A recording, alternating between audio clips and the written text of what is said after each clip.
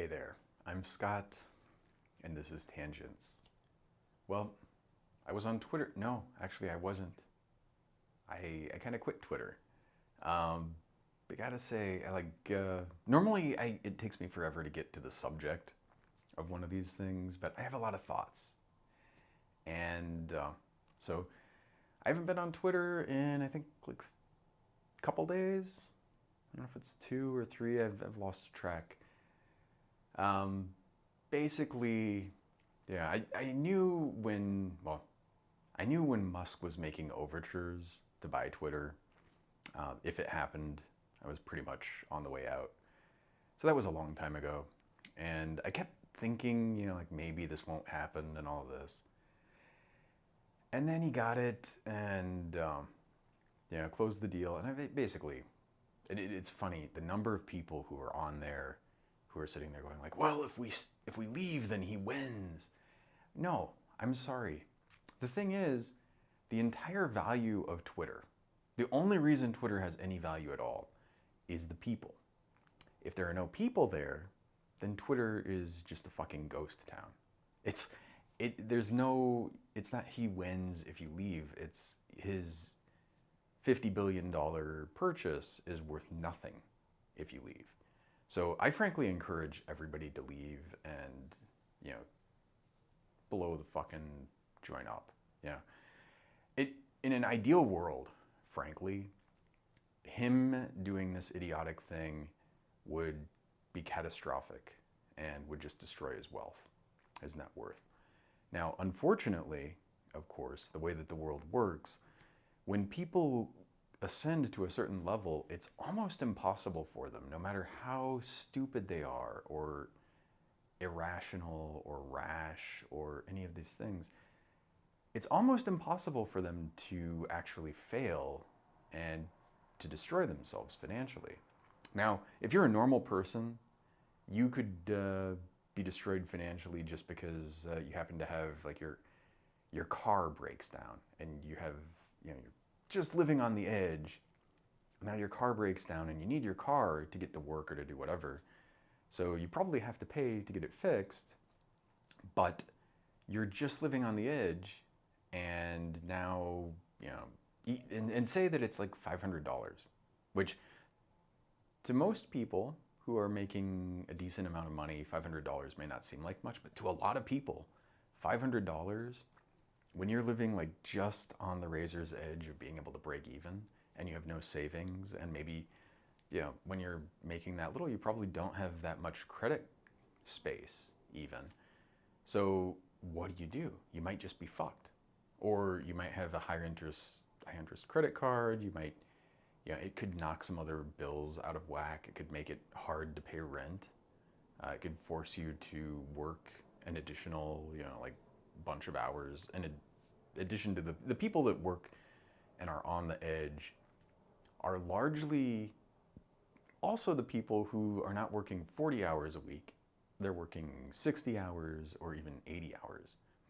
Now, there are certainly doctors who work 80 hours a week plus, but these are not doctors. These are not people who are making several $100,000 a year, $500,000 a year. These are people who are making poverty level wages or maybe approaching, if they're really lucky, the median household income. But they're not doing that well, And the thing is, the way things are structured, like I'm making a decent amount on paper. And yet I don't want to say I'm just scraping by. I have some credit. I have some savings. If there's a big expense, I can probably absorb it. Although, yeah, I had surgery and the MRI cost like $500. I guess the MRI technically cost, in giant air quotes, $1,500. Although I think that cost is basically pretend, and then the insurance they pretend to increase it, then they drop it, and then the insurance company pretends that they did this great service to you by getting them to drop it down to something that still would be a level where they could charge that level for cash and make a decent profit. And so, but But if you're Elon Musk, you can squander $50 billion. And even if he lost it all, he'd still be a massive multi-billionaire. Even like the only way that he could be financially destroyed really is if Tesla stock just imploded, which it should do, frankly. I mean, the price of Tesla's stock is it's ridiculous. You know, I have a Tesla. It's an okay car. It's not that great. And this whole story about developing like robotics. Now, I mean, there's a very big difference between having the mechanisms for these robots and having something that's actually like able to do manual labor. Yeah, it's a pretty big gulf. Um, Maybe they'll figure it out. I do feel like if you put enough time and effort into it, it is a solvable problem. You know, so if they keep working on it, maybe they will. But they just dumped a bunch of engineers from Tesla into Twitter, which I mean, I got to tell you, if I was a Tesla shareholder and I saw that, it's first off the CEO, or I don't know if he's the president or whatever his role is in Tesla. He's supposed to be like this magical guru. You would think if you really believed he was that important to the future of the company, you wouldn't want him fucking around with Twitter. Um, it's just, you know, frankly dumb. The idea that he will be able to turn, I mean, the thing about Twitter is they've already got it kind of at, they're squeezing as much out of it as they can, honestly. Doing it with ads. Ads suck, incidentally. I mean, it's a problem fundamentally with social networks, especially when you're trying to make them free. If something is free, you have to pay for it somehow. And the infrastructure to run something on the scale of Twitter, you know, you need global, extremely high speed networking, a lot of processing, a lot of storage. Um, you know, it's not a cheap thing to run something at that scale. And you have to pay for it somehow, right? And you think about it and it's like, well, how do you pay for it? Well, if you don't charge people, then you basically are fucked because you have no choice but to try to either monetize the data, which I know this is like a standard, it's one of these things people tell VCs, oh, we're going to monetize the data. It's like, okay, what does that even mean realistically? Is there some market for that data? And to the extent that there is one, I'm certainly not denying that one exists, kind of. Does it really even make sense? I feel like a lot of this stuff is just a house of cards. I feel like almost all advertising, and certainly like the ads on YouTube, I can only speak there from a couple years ago, although every once in a while I have YouTube Premium, and every once in a while something happens and an ad will get injected into something I'm watching. And then I refresh the browser and it's gone. But it's really like the ads that are on there are terrible. They're horrible. Like they're not relevant to me. They're really annoying. The only reason I have YouTube Premium is so that I don't have to sit through those fucking ads. And I'm convinced, honestly, that that is the real purpose of the ads, to get people to pay for the premium so they don't have to sit through the fucking ads. There's an argument to be made with Twitter, incidentally, that, you know, I would have paid, if you look up the ARPU, the ad revenue per user on Twitter, you can't really figure it out because even though it's a publicly traded, or was a publicly traded company, a lot of data is kind of opaque at best. But you can kind of do some math and figure it's order of $10 a month or less, probably closer to the less. So each user, they're making like 10 bucks a month in ads, which again, I assert largely because of the ads that I've seen on Twitter. Most of those are not relevant and they're just obnoxious. And I think they're basically running a scam on the people who are buying the ads. And there's no premium to get rid of the ads, but there's still like, you know, we're just going to annoy people and people are just going to tolerate the incessant droning every time they go to our site because there's something else drawing them there. Yeah, and I did that. Although I, like, years ago, I used to block everyone that would or that, somebody served me an ad, block. Now, well, before leaving, I would add them to a list, passive aggressive. Like the list was titled something like, "You stupid fucking idiots." It was shorter than this, but like basically, "Dumb fuck, Twitter stole your money." Wasn't quite that either. It was something a little bit more, but the idea. And they stole their money, and then I would mask them. I would. That's weird. That's the French word. Hide. Could not think of the word hide. But I would do this, and it made me feel good. And at a certain point, actually, I would do it enough that I just stopped seeing ads for long periods of time. And then occasionally they'd come in, and then I would go through a period of doing it again. And they just kept getting more and more irrelevant. And I didn't have any problem with that. And then when they would do this, you could see they like shifted something or like tweaked the algorithm, started shooting a bunch of ads at me, because it would be like add, mask, scroll down, add, mask, scroll down, when before it was like nothing. So I would just go through and spend like 20 minutes scrolling, and at that point I would just ignore the tweets and just find all of the ads, not report them.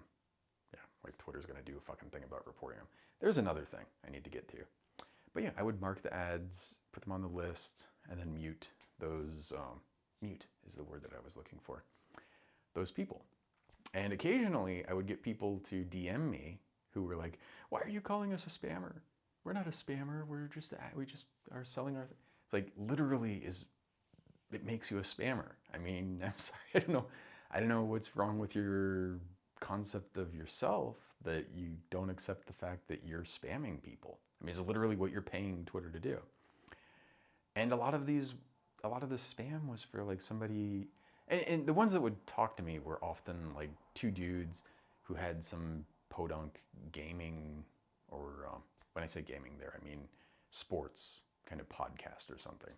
And I'd get that and I'd be like, I'm never going to watch your thing.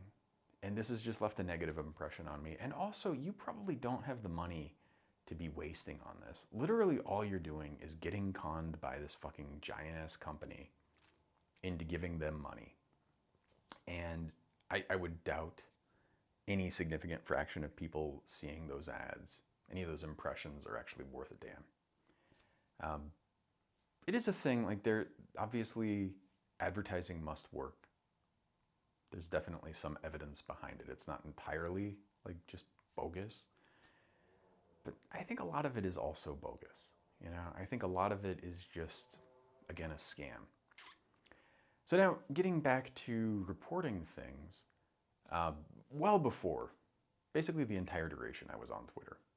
I think I first signed up in like ballpark 2007, and I wasn't really very active on it for quite a few years. Really, in at least probably 4 or 5 years. Started getting active. I don't remember what it was that prompted me to. It was just, I think at some point it just kind of clicked, like what Twitter was. The Tumblr just like clicked into place in my head, and I was like, oh, this is what it is. This is how you use it. And I started getting more and more active on there. And like at first I took it like my Facebook status. That was the early part, and you get no interaction, and then started clicking, and it was like, oh, this is what you do with this, and this is how you use it, and this is why it's nice to go to. And I was pretty kind of ramped over time, but I was pretty engaged there for quite a while. And then it got to be like 2014ish. I think 2014 was when the air quotes Gamergate stuff happened. And basically, I don't even want to describe what this was. Feel free to do research. There are tons of people who've written about it. But basically, there was this whole like group of assholes from 4chan and all of the other chans, and basically a bunch of incels.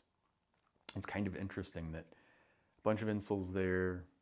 Elon's supporters are basically an army of incels. It's almost as though these two things are connected. But these incels got on there and they got really upset because a couple of women wrote some articles about representation in games. Some women were kind of noticing like, hey, a lot of these games have women in armor that basically is just like having their tits hanging out. You know, scantily clad doesn't even cut it. They're just basically there as eye candy, or they're not there at all. And also, by the way, in a lot of these games, if women were playing online, they would get harassed, various degrees of harassed. So attacked, you know, like you suck because you're a woman, but also, of course, hit on and all of the standard things one might expect. Because yeah, incel gamers are great people, really. So anyway, they wrote these articles, and then they just got completely slathered with attacks and harassment.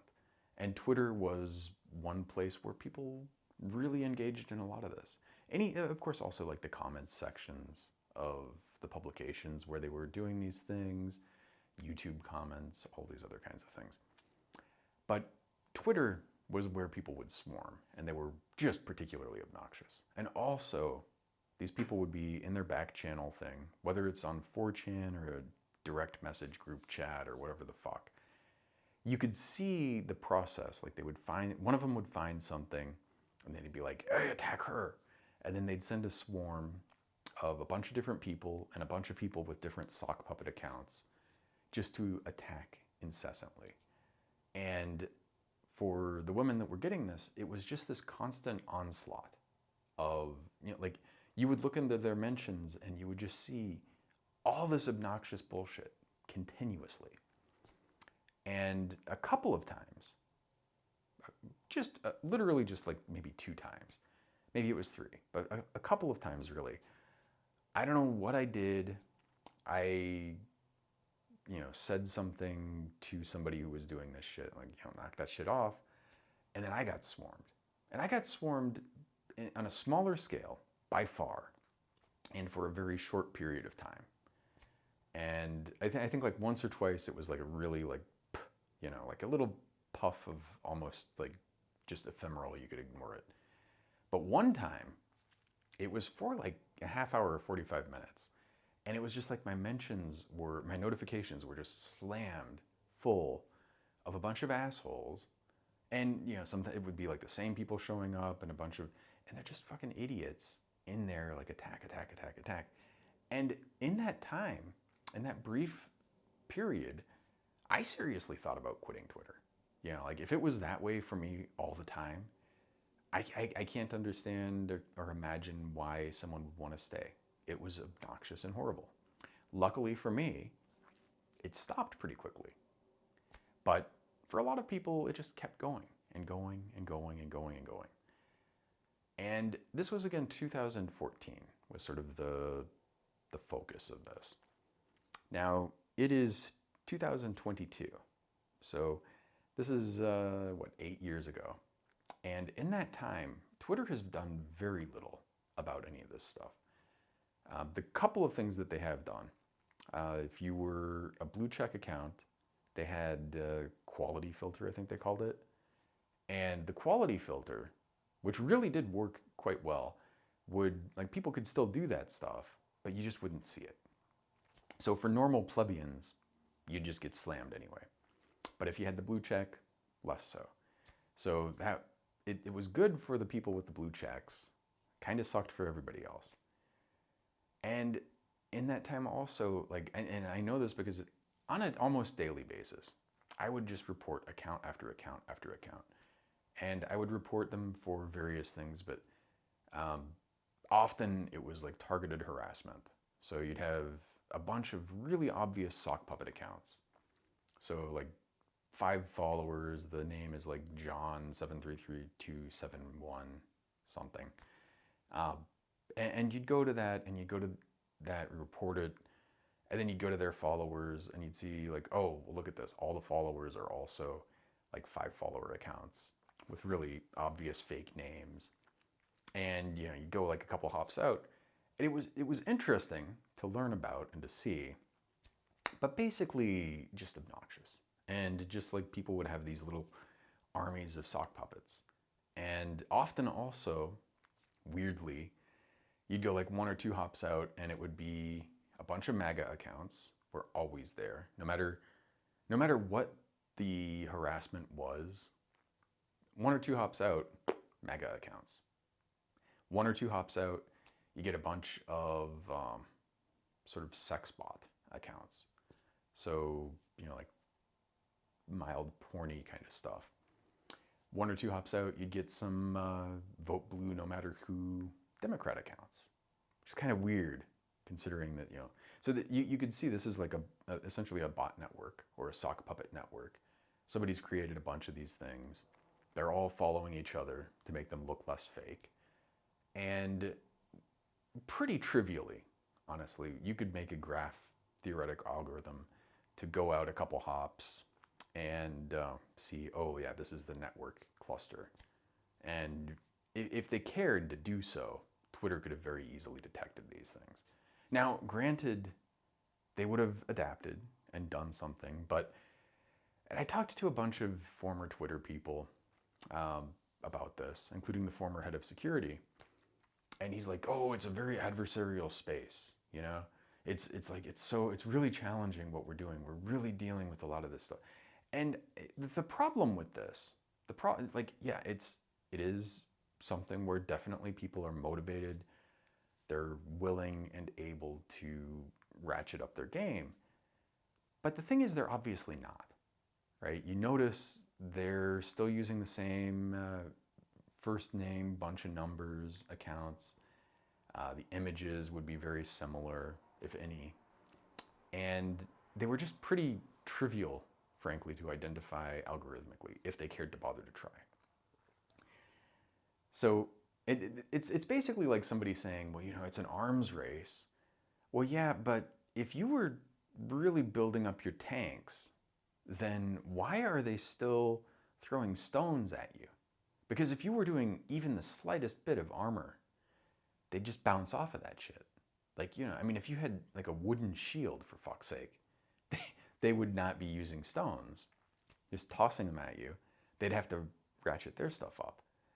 And so you could tell, it's like, yeah, you're not doing anything to protect people. And also they have tons of like grossly racist, anti-Semitic, misogynistic, take your pick of these accounts and networks. And you'd report them and, they do nothing. They do fuck all about it. In fact, what would happen is I would report a bunch of these things. Most of them just seem to go into a black hole. Every once in a while, there'd be like one where they're like, yeah, that one actually did violate our TOS. Sometimes it would come like 6 months after I reported it, but they'd say that. And then often, and I'm still getting these today, I would get a report that's like, oh, well, we looked at this account and decided it wasn't violating our TOS. And the thing is, a couple days before I finally left, there was this thing where, Musk took over, and then like the use of the N-word ratcheted up by like 500 times. And it wasn't just that. There were, what was it? There was a hashtag. I don't actually even want to repeat it because this whole hashtag, actually I will repeat it. I think it was like the noticing. If you search on it, it's just like pure anti-Semitic tropes and just like, like novelty stuff, like stuff that it's at such a level that it almost seems like a parody. Like it almost doesn't even seem like these people would. That's how bad it is. And I reported a fuck ton of these accounts, and I got a fuck ton of, yeah, that didn't violate our TOS. And then I would go to the account because it shows you a link to their account, and they're like, well, you could block them. It's like the problem is not me blocking them. I can block them. It doesn't help anything. They're still out there. They're still harassing people. They're still doing this stuff. They're still, spreading their bullshit too.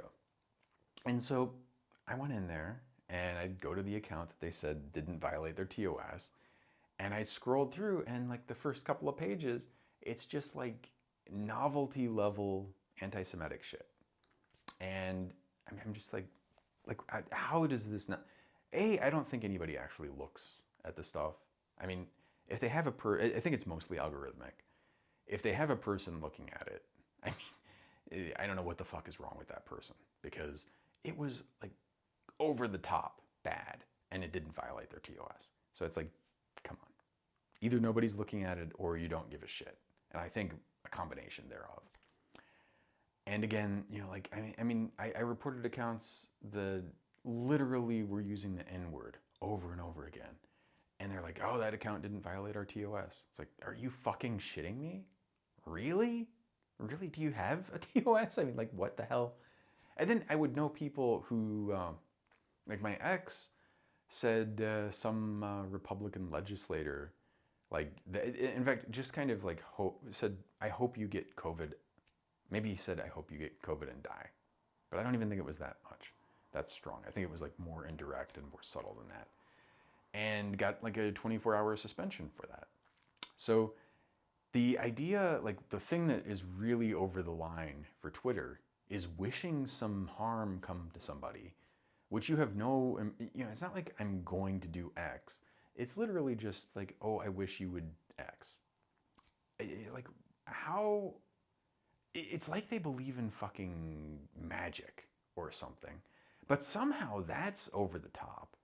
And yet, like literally, like the K word and like stuff that you almost would think is like archaic. It's so racist and anti-Semitic and so misogynistic. Like, that stuff is fine. There'll be accounts. It's not just like one cluster too. I mean, there were accounts like I knew a handful of women there. There were some men too that had this, but it was mostly women that this happened to. And they'd have like an ex or a stalker or something, and they'd have this person, they kept blocking them, and then they'd make like a dozen other accounts, and then they'd block and report all of those, and they just kept going on and on. And Twitter just did not give the slightest fuck. And they were not even trying to hide who they were in these things. And then they have people like Sally Albright, who actually got banned, and then still, for some racist shit, I think was the thing that finally got her off of there. And then still, she has a bunch of accounts that are just obviously her. Like, she is not even pretending they're not her. Completely evading the ban. And it's like, like, what are you guys doing? You don't give a fuck. Do not give a fuck. And this is before Musk took over. And so, I knew it was my time there, my tenure there was coming to an end. He came up with this thing where he was gonna, charge people like $20 a month to keep their blue check. And it's like, don't get me wrong, I like the blue check. I'm gonna be bummed out to miss it. But at the same time, I wouldn't pay a cent to this guy. I need to get rid of my car, frankly, because I don't like that I'm supporting him in that way either. But I would not give him anything to help with this shit. And it would bum me out to lose the check, but it's not worth it, right? It's not. In fact, I really do wish people would just have a mass exodus. I am curious to see what happens with this $8 a month thing, because it was 20 and then they ratcheted it down to 8 because Stephen King complained about the 20, and then Musk replied, like, would 8 do? I was like, yeah, I think you're missing the point, maybe. Stephen King's very, very rich. I don't think $20 a month is going to be, and it's not like 8 is going to be below the threshold for him. And you just look at that, and it's just like so goddamn dumb. And the whole point of the checks is not to be like some elite thing. It's supposed to be like, oh, this is actually a person of some authority, a person who's an elected official or running for office. It's a journalist. It's somebody who has reached a certain level of notoriety or something. And they're going to basically shatter that and turn it into just like people who were willing to pay $8. Mostly Trump. I mean, the thing about Musk, he's Trump, I didn't realize how much he's Trump until, I don't know, the last year or so. It became abundantly clear. But yeah, it's just like both of these guys are like all talk. Both of these guys have, and don't get me wrong, they've had some measure of success in terms of business, but for the most part, they're just fucking con people. You know, they're just they don't have any real skill. They've not really contributed anything. It bums me out also that, you know, SpaceX, it's very cool. Tesla's kind of cool. And Twitter is something I like. And this guy has just basically, you know, like ruined all of them. Now, maybe SpaceX wouldn't exist without him. It's possible. And it's depressing to think because it should. And you have a bunch of good engineers there. You have a bunch of good engineers at Tesla. Although it sounds like I know someone who used to work for Tesla. And it sounds like the engineers there are really getting refined. Like they're boiling off the ones that are not sycophants and really getting refined more and more. Like they're distilling the stuff to have a very strong enrichment of people who are basically just Musk incel army people. You know, like I don't even know what you would call them. Muskites.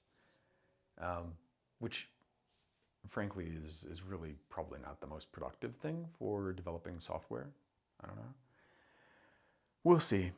Anyway, I don't want to talk too much about this, but it bums me out. I'm probably not gonna mention Twitter that much in the future because, you know, I will say this, like one of the things I had previously decided before I finally just left that the thing that would trigger me leaving was the return of Trump. And I finally just decided like it's not even worth waiting to see that. Is it going to happen? I suspect so. And if it doesn't, I'll be shocked. But it doesn't matter. It's definitely, yeah, I don't want to be a part of it. It bums me out because there are a lot of people there that I like. I really enjoyed, you know, interacting with a bunch of people. It was definitely engaging. You know, it makes you feel good. It makes you feel kind of like you're part of something.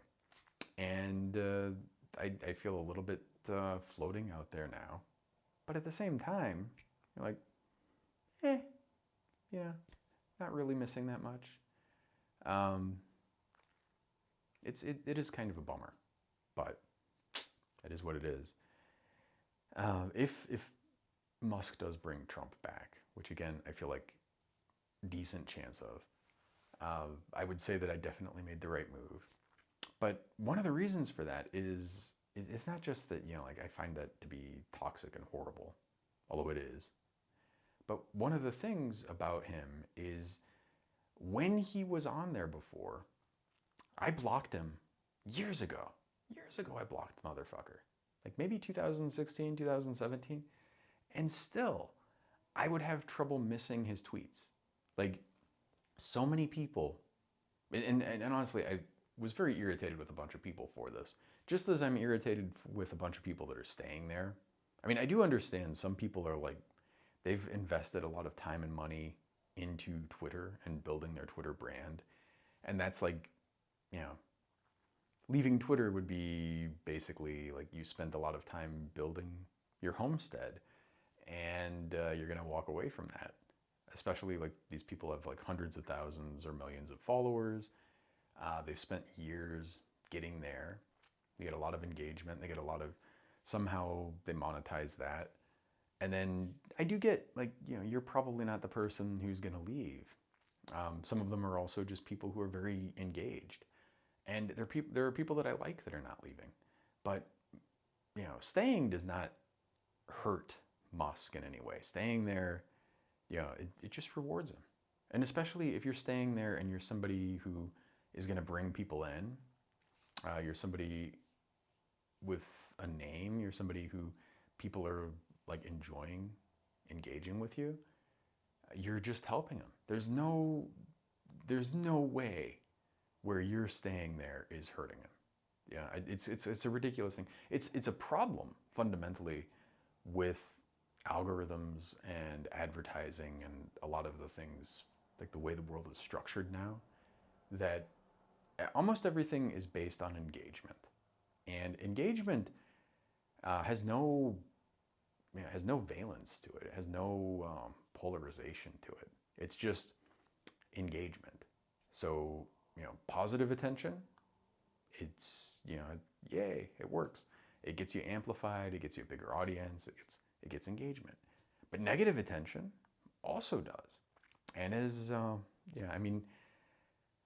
as Howard Stern said in Private Parts, or I guess the NBC executives in there, they're like, well, the people who love him engage this much, the people who hate him engage this much, and it's even more.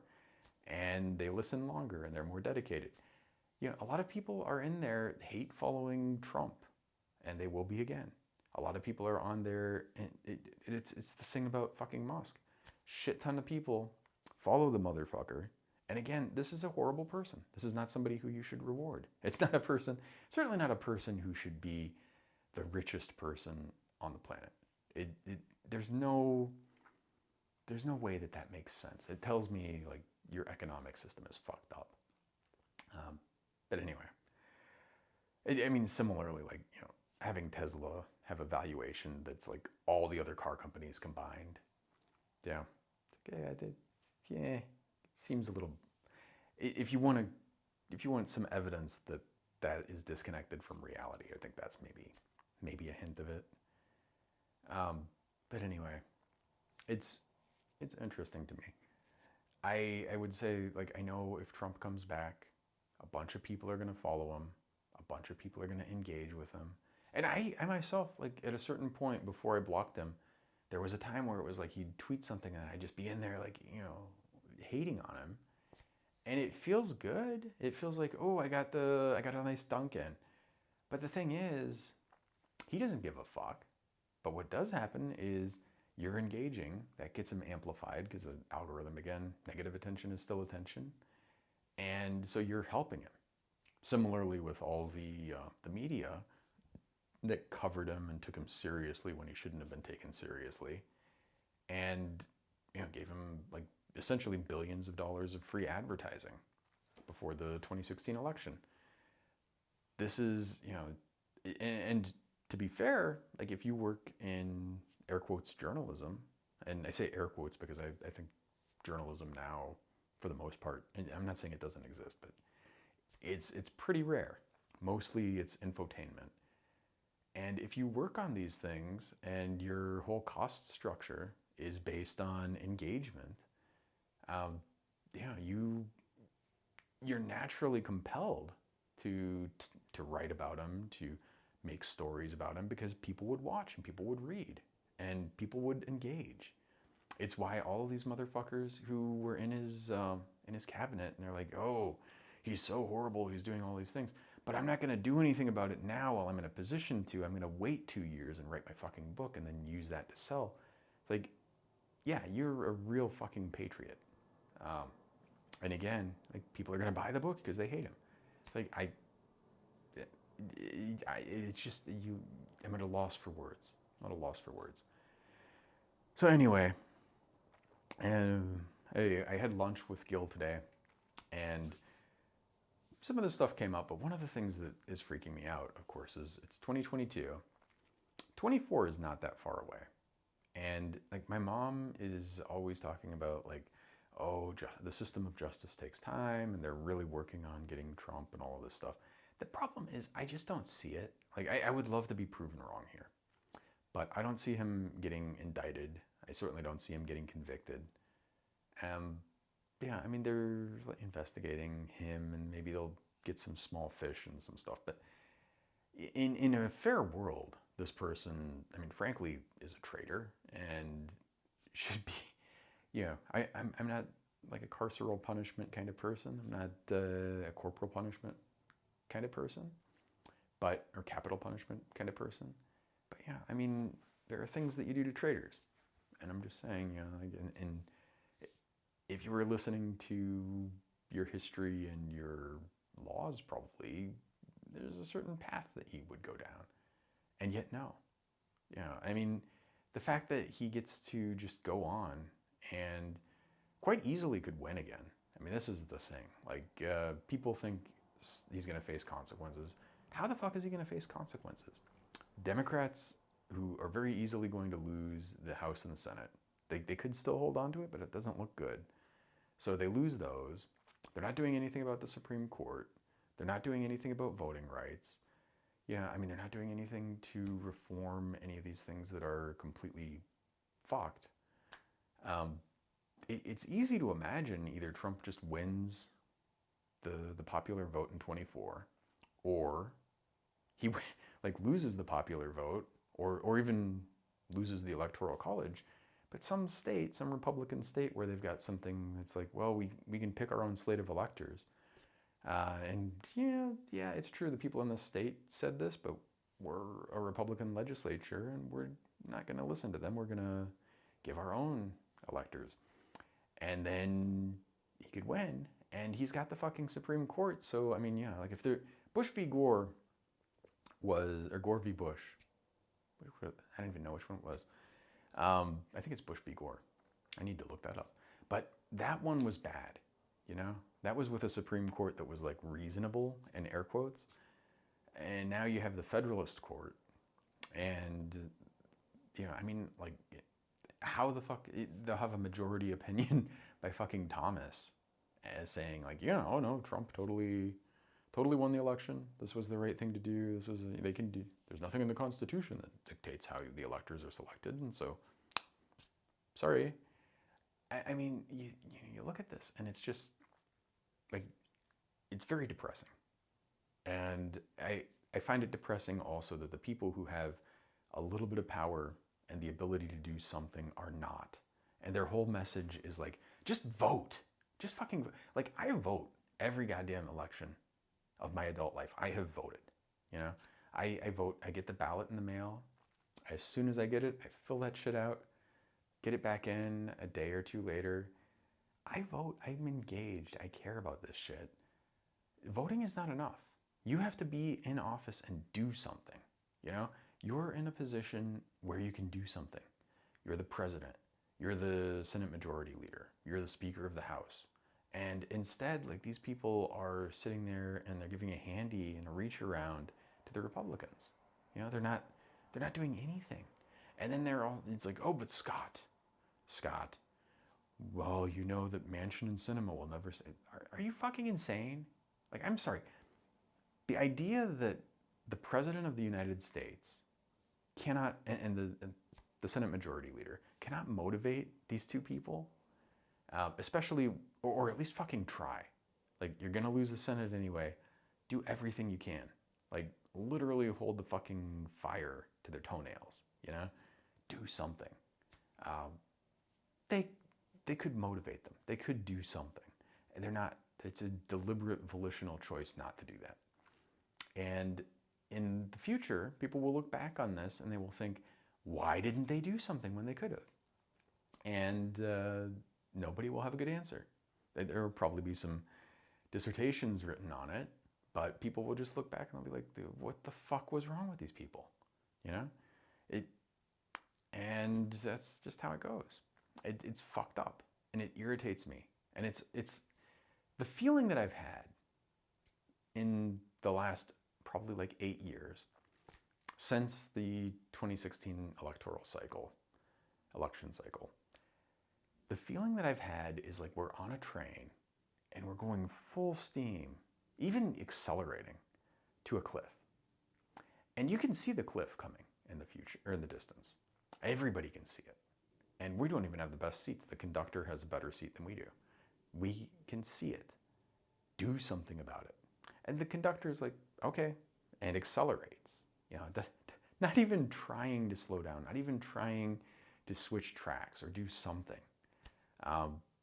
And you look at that and you're like, 100 people have the power to do something in the Senate.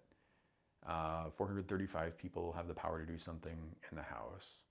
You have a handful of other elected officials who could do something. You have some appointed officials who could do something. And there are some people kind of half-assed trying, but for the most part, nothing. And the whole thing that they're doing is like sending fuck tons of spam out, like give us money. You know, we need more money to win the election. You know, A, I'm never going to give you money again. B, you've already won. People busted their ass to get the Senate. And, you know, I mean, the way things are structured also, which you're not fixing, incidentally, you're not trying to give DC statehood or get Puerto Rico a statehood or, you know, like do something. Recombine some of the like giant states that have 600,000 person population. You know, like a fraction of a major city, and they've got 2 senators. You know, do something about that. And instead of that, you're just letting it slide. You're just leaving this stuff. You see all these problems, and you're not even trying. You're not even trying. And history will not remember you well. And, you know, frankly, I mean, not that you care. I mean, Bill Barr, he definitely did not give a shit about how history would see him, which is, you know, I don't know how you don't care. I guess he's more of an atheist than I am. It's the funny thing. I mean, you know, like I am not religious, but I still care about posterity. You know, I still think about, you know, like the consequences of things that I do. I'd still like the future not to look back and see me as a monster. But this motherfucker does not give a shit. Does not give a fuck. And he's not alone. All of these people, and all of these people who claim to be religious, claim to be like really values driven and all this bullshit, claim to be pro-life. They claim to be, you know, like care about, and nothing, not a fucking thing. All the Democrats also constantly bitch about these people, and they won't do something about it. You know, I mean, like Kari Lake could very easily win the governorship here. And they're going to have a million excuses. But the thing is, fundamentally, Katie Hobbs sucks. I voted for her. But Katie Hobbs sucks. Katie Hobbs didn't get her primary for her Secretary of State position. And I'll tell you something. The fact that she didn't get a primary probably means that her teeth are not as sharp as they could have been, because she was able to pull people out of that, like Leslie Pico. And since she circumvented the primary, she's not as good of a candidate as she could have been. She didn't go through those debates. She didn't, you know, it's like you're not doing your exercises and then you're going to go try to compete in the Olympic Games. How do you think that's going to go? Yeah, it's not probably going to go well. And they pull in Obama and a bunch of other people, and like maybe they'll get lucky, but it shouldn't be a matter of luck. It shouldn't be that close. Kari Lake is a fucking monster and a horrible person. Like, I mean, so bad that she makes Doug Ducey look good. You know, that is that's unfathomable, frankly. And yet here we are. And she could easily win. This Blake Masters guy. You know, you have Peter Thiel. I mean, honestly, like if you need one example of why money should not be involved in politics, Peter fucking Thiel. It also, like, weirdly, he's the first institutional money into Facebook major holder. You know, a lot of the things that are fucked up about Facebook come from Peter Thiel. A lot of things that are fucked up about politics come from Peter Thiel. A lot of things that are fucked up about journalism come from Peter Thiel. And it's not like he's the only person responsible for this. He's like, I mean, compared to the Kochs, he's a minor player. But a handful of people who have way too much money, way too much power, way too much influence are fucking us. And they're doing it in a way that is, yeah, I mean, I do think on a long enough time scale, like assuming humanity survives, it's recoverable, but it's going to cause a shit ton of, you know, harm. It's going to cause, I mean, like a lot of aspects of civilization could crumble because people are not doing stuff that they should be doing now. And because you have a horrible fascist party, and then you have an air quotes opposition party who's more interested in just collecting campaign donations than actually like running good candidates. Yeah. And I gotta tell you, like Mark Kelly,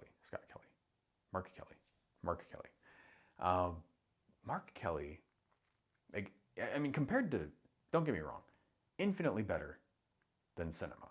Sinema is horrible, wretched, awful, terrible person. on the scale of being as bad as Biden. Like, I would lump them both, you know, neck and neck. Not as bad as Trump, mind you, but they're damn close. They're pretty bad. And you know, it's like I got in a not an argument with Gil today, but with a little back and forth over like, don't you remember how bad Trump was? Yeah, I remember how bad Trump was. I remember distinctly. I remember before he won how bad I thought he would be. And I thought he would be so bad that I fucking campaigned and voted for Hillary. And I got to tell you, not my favorite thing to have done, but I did it because I knew how bad Trump was going to be. I suffered a lot during that 4 years because he was there, and I don't want him to get reelected, and yet the fucking Democrats are just basically like teeing things up for him, or worse. And it's like, you know, the fact that you have like Mark Kelly never had a primary, same fucking thing as Katie Hobbs. They do these things and just like basically tee up like, oh, it's, you know, we're just gonna give him the nomination, you know. And by the way, if you're a Democrat and you're somebody who could contend, yeah, don't even bother. And if you do bother, we're gonna fuck your political career. So probably don't bother. Yeah, I mean, you see this stuff and it's like, what the fuck? What the fuck? You know, I mean, being a senator is a big, prestigious thing. It should be competitive. It should be something like there are a bunch of people who want to try.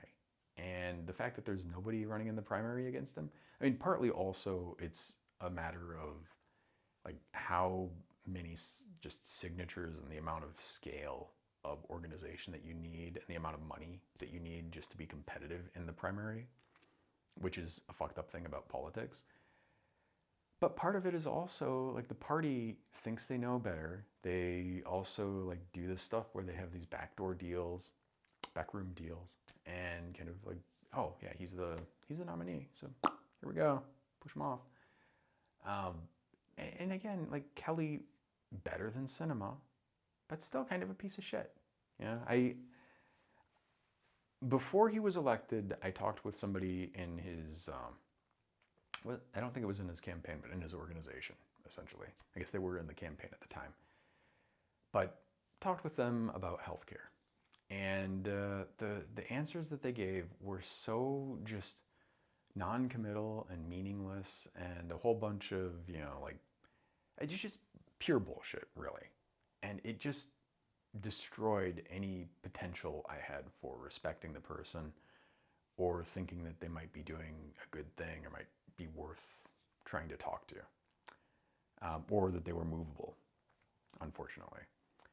And yeah, I don't know, it just fucking depresses me. It depresses me to see people who are kind of terrible advancing. Like this Blake Masters guy should not be, he should be working at McDonald's. You know, I mean, that should be like the level that he should be at, not being a senator. Carrie Lake, I mean, you know, she should just be doing infomercials in the middle of the night because that's all that she should be doing. And yet she could easily be governor of the state. The amount of power and money that these people get, the amount of, yeah, it's just depressing. It's really fucking depressing. And the fact that, you know, I mean, like by all means, do everything you can between now and election day, which is really coming, it's kind of coming up close. But it doesn't look good. And it should not be this bad. Like the idea that you could lose to Carrie Lake, the idea that you could lose to fucking Masters, the idea that you could lose to a lot of these people, it's like, yeah, it shouldn't be competitive. And the fact that it is, A, it speaks volumes about the electorate, and B, it speaks volumes about the party and how shitty they are. You know, the fact that like Biden won only by the skin of his teeth, and he got more votes than any other presidential candidate in history. And a lot of people are like, oh, well, yeah. But the thing that people forget is that Trump, other than Biden, got more votes than any other candidate in history. Trump, like, do you know how fucking horrible Trump is? And such a huge chunk of the US populace was like bring it on, you know? It's depressing. It is depressing. And I don't know. I really do feel like it is prudent to get the fuck out. And if I knew where to go, honestly, and I could, you might just kind of like scurry a little bit, like get the fuck out. But anyway, and then you have, of course, like, well, Scott, you have privilege, and so you should use your privilege to try to help other people. And it's like, well, yeah, I mean, to some extent, yeah, but at a certain point, like, what can you, like, there's a certain element of, I do think you have a moral obligation to do something, but at the same time, what can you do standing against the tide? And like on Twitter, the value of Twitter could go to zero overnight if people would just fucking leave. And they won't. Similarly, I mean, this is the thing people who are running independent candidates always tell you. They're like, oh, all it takes is for people to vote for, and it's true. It's actually true. If people would just vote for fucking independence, if people would just sign fucking petitions, which costs you nothing, for independent candidates, they could win. But people won't do it. And the fact, and partly you can't blame people because the whole electoral system basically encourages you to vote strategically. Because if, you know, it's a gamble. If you win, then you win. But if enough people don't do it, then you end up fucking yourself and you end up fucking them. And so you have to pick like the candidate who you think is the least bad who could plausibly win. Or that is the rational decision given the structure that we have. And it's a shitty thing. And it means every fucking time I've, like I've said, I voted enthusiastically for Obama, even the second time.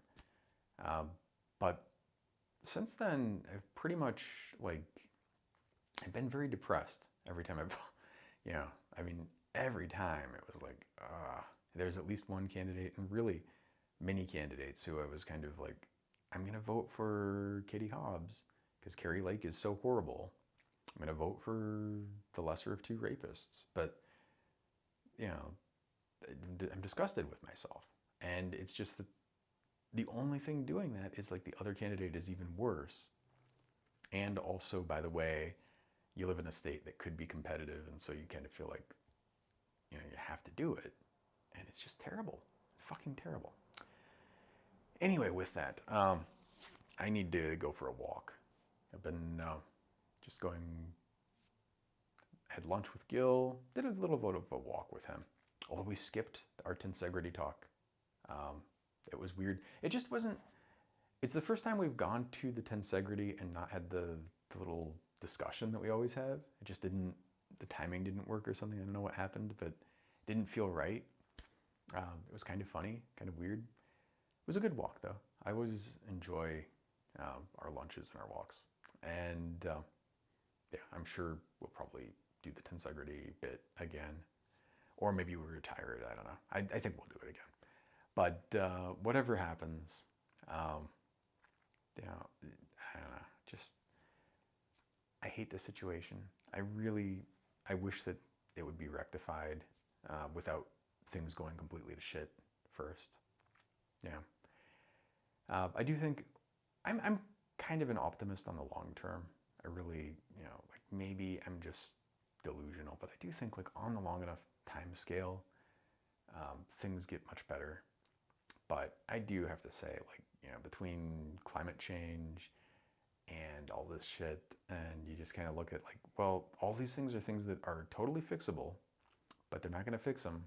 And you're just like one person standing against a tidal wave. And, you know, you're just either going to get wiped out by it, or, you know, there's like no chance of doing anything about it. And it's kind of like, do you just like try to protect yourself and find shelter and then be there to rebuild? I mean, it's like the level of where I am kind of at right now, and it's depressing, and I don't like it. And I don't know also, like, how long does it take to get there? Like, is it decades? Is it years? It could be years. It could be decades. It could be much longer. And if it's longer, then you're not even there in time to do it. So it's a depressing thing.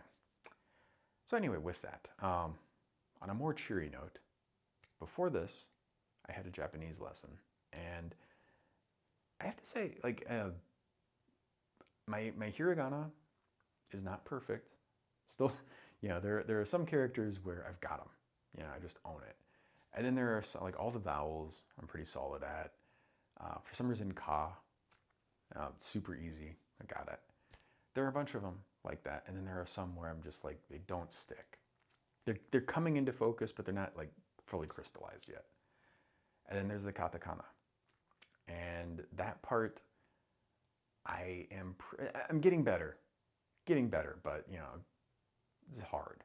Yeah, and it is a phonetic. It's very phonetic and very regular, but there are things with like how they combine that is a little. You just kind of have to know it. You couldn't get it from the writing, but it's slowly coming together. I feel some progress, and I have to say I'm really enjoying that. Obviously, a lot of work to do, a lot ahead, but I feel a certain degree of like, yeah, this is the things are moving. Anyway, with that, I will talk soon, and as always, Zaijian. Get the fuck off of Twitter, and Zaijian.